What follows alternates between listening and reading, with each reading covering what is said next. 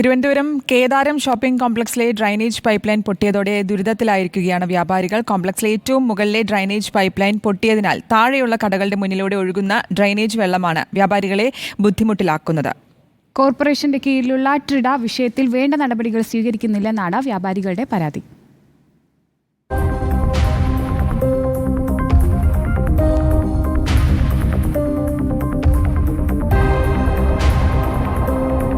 കഴിഞ്ഞൊരു മാസമായി സ്ഥിതി ഇതാണ്.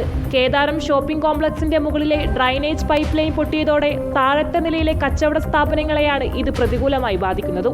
കടകളുടെ മുന്നിലൂടെ ഒഴുകുന്ന ഡ്രൈനേജ് വെള്ളം ഒരുപോലെ വ്യാപാരികൾക്കും ഉപഭോക്താക്കൾക്കും ബുദ്ധിമുട്ടുണ്ടാക്കുന്നു. ഇത് മേളിലത്തേക്ക് ബ്ലോക്ക് ആകുമ്പോഴത്തേക്ക് അവിടെ വാഷ് ചെയ്യുമ്പോഴത്തേക്ക് ആ വെള്ളം മൊത്തം ഇങ്ങനെ താഴെ വീഴും. അവിടെ ഈ ക്ലോസറ്റിനകത്ത് വേസ്റ്റൊക്കെ ഇടുമ്പോഴത്തേക്ക് അതെല്ലാം കൂടെ നേരെ താഴെ വരുമ്പോൾ ഇവിടെ ബ്ലോക്ക് ആകും. അപ്പോൾ നമുക്ക് ബാത്റൂമിൽ പോകാൻ പറ്റാത്ത അവസ്ഥയാവും. ബിസിനസ്സിനെ ബാധിക്കും.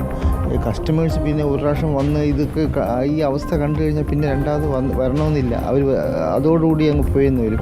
എന്നാൽ വാടകയ്ക്ക് പുറമെ 10% മെയിൻ്റനൻസ് ചാർജ് കൂടി ട്രിഡ ഈടാക്കുന്നുണ്ട്. അധികൃതരെ കാര്യം അറിയിച്ചപ്പോൾ ഇത്തരം പണികൾ തങ്ങൾ ഏറ്റെടുക്കുന്നില്ലെന്ന് പറഞ്ഞെന്ന് അസോസിയേഷൻ ഭാരവാഹികളും വ്യക്തമാക്കി. ബാത്റൂമിൻ്റെ അറ്റകുറ്റപ്പണികളോ ഒരു കാര്യത്തിനകത്തും ട്രിഡ ഇടപെടത്തില്ല.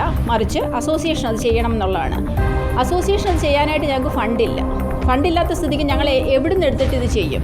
അതേസമയം ട്രിഡ അധികൃതർ ഇനിയും വേണ്ട നടപടികൾ സ്വീകരിച്ചില്ലെങ്കിൽ കോർപ്പറേഷന് പരാതി നൽകാനാണ് വ്യാപാരികളുടെ തീരുമാനം. എന്തായാലും വിഷയം വേണ്ടവിധം അധികൃതർ പരിഹരിക്കാത്തത് കൊണ്ട് തന്നെ ബുദ്ധിമുട്ടിലാകുന്നത് ഇവിടെയുള്ള സാധാരണക്കാരായ ജനങ്ങളാണ്. അധികൃതർ കണ്ണു തുറക്കട്ടെ. വീഡിയോ ജേർണലിസ്റ്റ് ഇബ്രാഹിമിനൊപ്പം reporter Archana Raveendran, in reporter, Thiruvananthapuram.